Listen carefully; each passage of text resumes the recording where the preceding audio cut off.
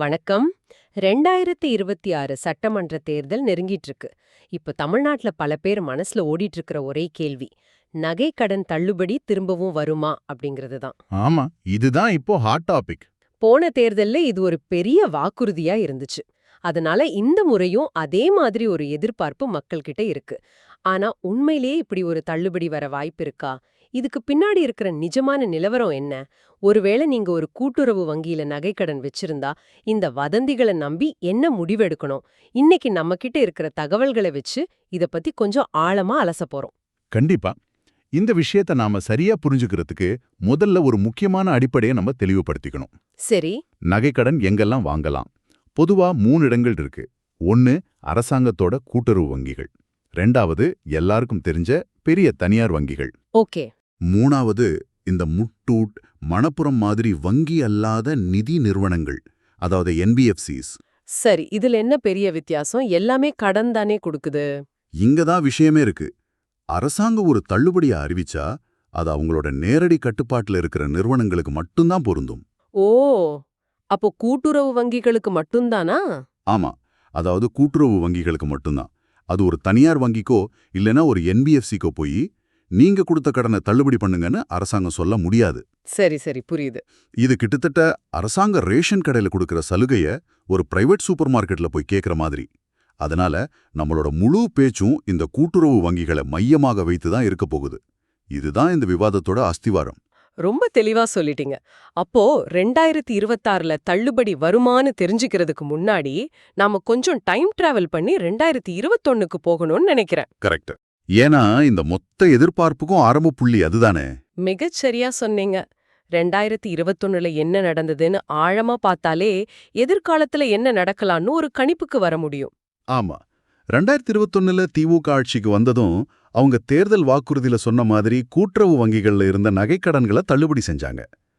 அந்த புள்ளி விவரங்களை பார்த்தா சுமார் 13,12,000 பேர் இதனால பயனடைஞ்சிருக்காங்க. 13 லட்சம் பேரா? ஆமா, தள்ளுபடி செய்யப்பட்ட மொத்த தொகை எவ்வளவு தெரியுமா? கிட்டத்தட்ட 6,000 கோடி ரூபாய். 6,000 கோடி? அப்பா, ஒரு நிமிஷம். அந்த 6,000 கோடி ரூபாய்ங்கிறத நம்ம சும்மா ஒரு நம்பரா கடந்து போயிடக்கூடாது. உண்மைதான். அந்த தொகையோட அளவு நம்ம புரிஞ்சுக்கணும். தமிழ்நாட்டோட ஒரு வருஷ சுகாதாரத்துறை பட்ஜெட்ல அது ஒரு கணிசமான பகுதி. அப்படி பார்க்கும்போது ஒரு தள்ளுபடி அறிவிப்பு அரசாங்கத்தோட மத்த நலத்திட்டங்கள்ல என்ன மாதிரியான தாக்கத்தை ஏற்படுத்துங்கிற கேள்வியும் எழும்புது. ஆமா, அது ஒரு முக்கியமான பொருளாதார பார்வை. இது ஒரு பக்க விளைவு. சரி, விஷயத்துக்கு வருவோம். இந்த 6,000 கோடி ரூபாய் தள்ளுபடி எல்லாருக்கும் கண்ணை மூடிட்டு கொடுக்கப்படல. ரொம்ப கடுமையான நிபந்தனைகள் இருந்துச்சு. ஆமா, அதுதான் அடுத்த முக்கியமான விஷயம். நகைக்கடன் தள்ளுபடின்னு சொன்னதும் நகைக்கடன் வச்சிருந்த எல்லாருக்கும் கிடைச்சிருச்சுன்னு நிறைய பேர் நினைச்சுக்கிட்டு இருக்காங்க. ஆனா உண்மை அது இல்ல. என்னென்ன நிபந்தனைகள் இருந்துச்சு? முதல் நிபந்தனை நாம ஏற்கனவே பேசினதுதான். கடன் கூட்டுறவு வங்கியில மட்டும் வாங்கியிருக்கணும். சரி. 2வது, இதுதான் ரொம்ப முக்கியம். 5 சவரனுக்கு உட்பட்ட நகைகளுக்கு மட்டும்தான் கடன் வாங்கியிருக்கணும். ஒரு நிமிஷம், இதுல ஒரு முக்கியமான கேள்வி இருக்கு. 5 சவரனுக்கு உள்ளேனா சரியா 5 சவரனா? இல்ல 5.25 சவரன் வச்சிருந்தா கூட தகுதி இல்லையா? அந்த அளவுக்கு கடுமையா இருந்ததா? மிகச் சரியான கேள்வி. ஆமாம், அந்த அளவுக்கு கடுமையாத்தான் இருந்தது. 5 சவரனுக்கு 1 கிராம் அதிகமா இருந்தாலும் அவங்க அந்த திட்டத்திலிருந்து முழுசா நீக்கப்பட்டாங்க. ஓ, அப்படியா? இதனாலேயே நிறைய பேரு ஒரு சின்ன கணக்கு வித்தியாசத்துல தள்ளுபடி வாய்ப்பை இழந்தாங்க. இது ரொம்ப கராரான ஒரு விதியா பார்க்கப்பட்டது. அப்போ ஒரு குடும்பத்துல அப்பா, அம்மா, பையனும் 3 பேரும் ஆளுக்கு 4 சவரனுக்கு கடன் வச்சிருந்தா 3 பேருக்கும் தள்ளுபடி கிடைக்குமா? கிடைக்காது. அதுதான் 3வது நிபந்தனை. ஓ. ஒரு குடும்பத்துக்கு, அதாவது ஒரு ரேஷன் கார்டுக்கு ஒருத்தருக்கு மட்டும்தான் தள்ளுபடி. ஒரே குடும்பத்துல 4 பேர் கடன் வாங்கியிருந்தாலும் ஒருத்தருக்கு மட்டும்தான் அந்த சலுகை பொருந்தும். இது எப்படி கண்டுபிடிச்சாங்க? Aadhaar card and ration card இணைப்பு மூலமா தான். ஒரு ரேஷன் கார்டுல பேர் இருக்கிற ஒருத்தருக்கு தள்ளுபடி கிடைச்சிட்டா அதே கார்டுல இருக்கிற மத்தவங்களுக்கு கிடைக்காது. இத கேட்கவே ரொம்ப சிக்கலான விஷயமா இருக்கு. இதையெல்லாம் தாண்டி வேற ஏதாவது நிபந்தனை இருந்துச்சா? இருந்துச்சு.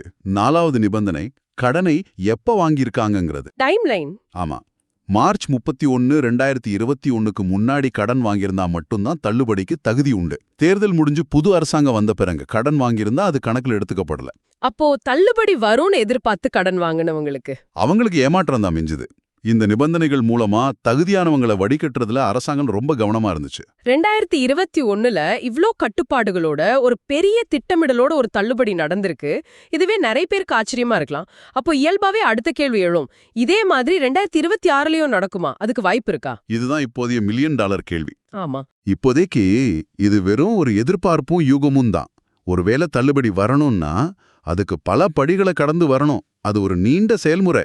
அது என்னென்ன படிகள்னு கொஞ்சம் விளக்க முடியுமா? அப்போதான் மக்கள் கிட்ட ஒரு தெளிவு கிடைக்கும். நிச்சயமா. படி 1. முதல்ல தமிழ்நாடு சட்டமன்ற தேர்தலுக்கான தேதி அதிகாரப்பூர்வமா அறிவிக்கப்படணும். சரி தேர்தல் ஆணையம் தேதியை அறிவிச்ச பிறகுதான் அரசியல் காலம் சூடு பிடிக்கும். சரி தேதி அறிவிச்சாச்சு. அடுத்தது படி 2.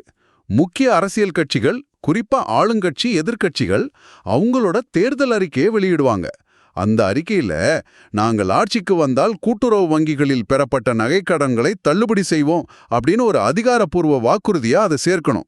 அதாவது வெறும் மேடை பேச்சா இருக்கக்கூடாது. இருக்கவே கூடாது. எழுத்துப்பூர்வமான வாக்குறுதியா இருக்கணும். ஓகே, தேர்தல் அறிக்கையில சொல்லிட்டாங்கன்னு வச்சுப்போம். படி 3. தேர்தல் நடக்கணும், முடிவுகள் வரணும், ஒரு கட்சி ஜெயிச்சு புதிய அரசாங்கம் அமையணும். அதுக்கு பிறகுதான் அசல் வேலையே ஆரம்பிக்கும். அது என்ன அசல் வேலை? படி 4. இதுதான் கடைசி மற்றும் மிக முக்கியமான படி. புதுசா அமைஞ்ச அரசாங்கம் அந்த வாக்குறுதியை நிறைவேற்ற ஒரு அரசாணைய, அதாவது கவர்மெண்ட் ஆர்டர் GO வெளியிடணும். ஓ, அந்த ஜியோல தான் எல்லா விபரமும் இருக்குமா? கரெக்ட். அந்த அரசாணையில தான் 2021ல இருந்த மாதிரி யாருக்கெல்லாம் தள்ளுபடி, எத்தனை சவரன் வரைக்கும், எந்த தேதிக்கு முன்னாடி கடன் வாங்கியிருக்கணும், என்னென்ன ஆவணங்கள் சமர்ப்பிக்கணும்னு எல்லா விதிமுறைகளும் ரொம்ப தெளிவா குறிப்பிடப்பட்டிருக்கும். அப்போ அந்த அரசாணை வர வரைக்கும் நாம இப்போ வாட்ஸ்ஆப்ல ஃபேஸ்புக்ல பாக்குறது எல்லாமே வெறும் வதந்திகள் தான். 100%. அந்த அரசாணை வர்ற வரைக்கும் எதுவுமே உறுதியான தகவல் இல்ல. ஆனா ஒன்ன நாம மறக்க முடியாது. கடந்த கால அனுபவங்களையும் மக்களோட இப்போதைய பொருளாதார சூழலையும் வச்சு பார்க்கும்போது நகைக்கடன் தள்ளுபடிங்கிறது ஒரு மிக சக்தி வாய்ந்த தேர்தல் வாக்குறுதியா மாற எல்லா வாய்ப்புகளும் இருக்கு. ஆமா, மக்களின் வாக்குகளை கவர இது ஒரு நல்ல கருவி. நிச்சயமா. அரசியல் கட்சிகள் இதை ஒரு முக்கிய கருவியா பயன்படுத்த நிறையவே வாய்ப்பு இருக்கு. சரி, இந்த அரசியல் கணக்குகள் எல்லாம் ஒரு பக்கம் இருக்கட்டும். நாம இப்ப நடைமுறைக்கு வருவோம். நம்ம நிகழ்ச்சியை கேட்டுட்டு இருக்கிற ஒருத்தர் ஒரு கூட்டுறவு வங்கியில 3 சவரனுக்கு நகைக்கடன் வச்சிருக்காருன்னு வச்சுக்கலாம். அவர் மனசுல இப்போ ஒரு பெரிய குழப்பம் இருக்கும். தள்ளுபடி வரப்போகுதுன்னு சொல்றாங்களே, நான் எதுக்கு வட்டி கட்டணும், தேர்தல் வரைக்கும் காத்திருக்கலாமா அப்படின்னு அவர் நினைக்கிறதுல ஒரு நியாயம் இருக்கா? இல்லனா அவர் தொடர்ந்து வட்டியை கட்டணுமா? இதுதான் பலரோட குழப்பம். இது ரொம்ப முக்கியமான நடைமுறை சார்ந்த கேள்வி. இதுக்கு ஒரே ஒரு நேரடியான தெளிவான பதில் தான் இருக்கு. சொல்லுங்க. நீங்க உங்க கடனுக்கான வட்டியோ அல்லது தவணையோ இப்போ சரியா கட்டிட்டு வர்றதுதான் புத்திசாலித்தனம். ஒரு நொடி கூட யோசிக்காம தொடர்ந்து கட்டுங்க. ஏன் இவ்ளோ உறுதியா சொல்றீங்க? ஒருவேளை தள்ளுபடி வந்துட்டா கட்டின பணம் வீணுதானே? வீண் ஆகாது. ஆனா கட்டாம விட்டா பெரிய பிரச்சனை வரும். யோசிச்சு பாருங்க. இப்போதைக்கு தள்ளுபடிங்கிறது வெறும் ஒரு யூகம். ஆனா உங்க கடன்கிறது ஒரு நிஜமான ஒப்பந்தம். ஆமா, அது ஒரு லீகல் அக்ரிமெண்ட். கரெக்ட்.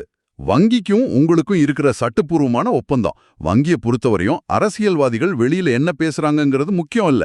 அவங்களுக்கு அரசாங்கத்துக்கிட்ட இருந்து அதிகாரப்பூர்வமான சுற்றறிக்கை வரணும். அது வர்ற வரைக்கும் நீங்க அவங்களுக்கு ஒரு கடனாடி. ஒருவேளை நான் வட்டி கட்டுறத நிறுத்திட்டா என்ன நடக்கும்? வங்கியோட நடைமுறைகள் எப்படி இருக்கும்?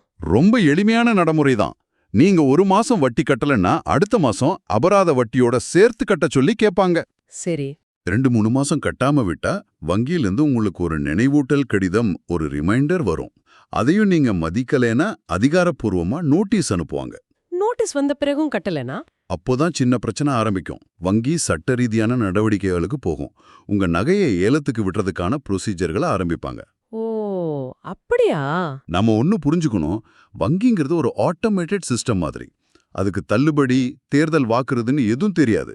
அதுக்கு வட்டி வரலனா அடுத்தடுத்த நடவடிக்கைகளை அது தானா செஞ்சுட்டே இருக்கும். அப்போ வெறும் வதந்திய நம்பி கஷ்டப்பட்டு வாங்கின நகைகளை இழக்கிற அபாயம் கூட இருக்குன்னு சொல்றீங்க. நிச்சயமா. இதுதான் நாங்க சொல்ல வர மிக முக்கியமான எச்சரிக்கை.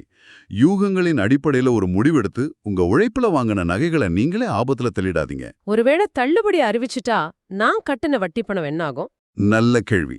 ஒருவேளை அரசாங்கம் தள்ளுபடியை அறிவிச்சு அதுக்கான அரசாணை வெளியாகி வங்கிகளுக்கு சுற்றறிக்கை வந்த பிறகு நீங்க அதுவரைக்கும் கட்டின அதிகப்படியான வட்டி பணத்தை வங்கிகள் உங்களுக்கு திருப்பி கொடுக்கும் அல்லது கடன்ல சரி செய்யும். ஓ, சரி செய்யப்படுமா? ஆமாம். ஆனா நீங்க கட்டாம விட்டா நகையை ஏலம் விட்டுடுவாங்க. அதுக்கு பிறகு தள்ளுபடி வந்தா கூட போன நகை திரும்ப வராது. அதனால அதிகாரப்பூர்வ அறிவிப்பு வரும் வரை உங்க கடமைகளை சரியா செய்யறது தான் உங்க நகைகளுக்கான ஒரே பாதுகாப்பு. இது ரொம்ப தெளிவான அவசியமான அறிவுரை. அப்போ இந்த முழு கலந்துரையாடலையும் நாம சுருக்கமா பார்க்கலாம். 2026 நகைக்கடன் தள்ளுபடிங்கிறது இப்போதைக்கு ஒரு உறுதியான தகவல் கிடையாது. அது வரப்போற தேர்தல், அரசியல் கட்சிகளோட வாக்குறுதிகளை பொறுத்து மாறக்கூடிய ஒரு எதிர்பார்ப்பு மட்டுமே. ஆமாம். அதே சமயம் 2021ல நடந்த தள்ளுபடி நமக்கு ஒரு நல்ல பாடத்தை கத்துக் கொடுக்குது. என்ன பாடம்? ஒருவேளை தள்ளுபடி வந்தாலும் அதுல பல கடுமையான நிபந்தனைகள் இருக்கும். 5 சவரனத்துக்குள்ள இருக்கணும், கூட்டுறவு வங்கியில மட்டும் வாங்கியிருக்கணும், ஒரு குடும்பத்துல ஒருத்தருக்கு மட்டும்தான் போன்ற கட்டுப்பாடுகள் திரும்பவும் வர நிறைய வாய்ப்பு இருக்கு. கடைசியா மிக மிக முக்கியமான விஷயம், நீங்க கடன் வாங்கியிருந்தா எந்த விதமான அதிகாரப்பூர்வ அரசாணை வர்ற வரைக்கும் உங்க வட்டியையோ தவணையையோ சரியா கட்டிட்டு வர்றதுதான் உங்க நகைகளை பாதுகாக்க ஒரே வழி. கரெக்ட். யூகங்களை நம்பி செயல்படாதுங்க. சரி, இந்த ஆய்வை முடிக்கும்போது உங்க சிந்தனைக்காக ஒரு கேள்வியை விட்டுட்டு போறோம். சொல்லுங்க. இது மாதிரி கடன் தள்ளுபடிகள் தேர்தல் வாக்குறுதிகளா திரும்ப திரும்ப வருது மக்களோட உடனடி நிதி நெருக்கடிக்கு ஒரு தற்காலிக தீர்வா அமையுதா, இல்லேனா இது அரசாங்கத்தோட கஜானாவை காலி செஞ்சு நீண்ட காலத்துல மாநிலத்தோட பொருளாதார வளர்ச்சியை பாதிக்கிற ஒரு ஆபத்தான கலாச்சாரமா மாறிட்டு வருதா? உடனடி நிவாரணமா இல்ல நீண்ட கால பாதிப்பா? ஆமா, இத பத்தி நீங்க என்ன நினைக்கிறீங்க? சிந்திச்சு பாருங்க.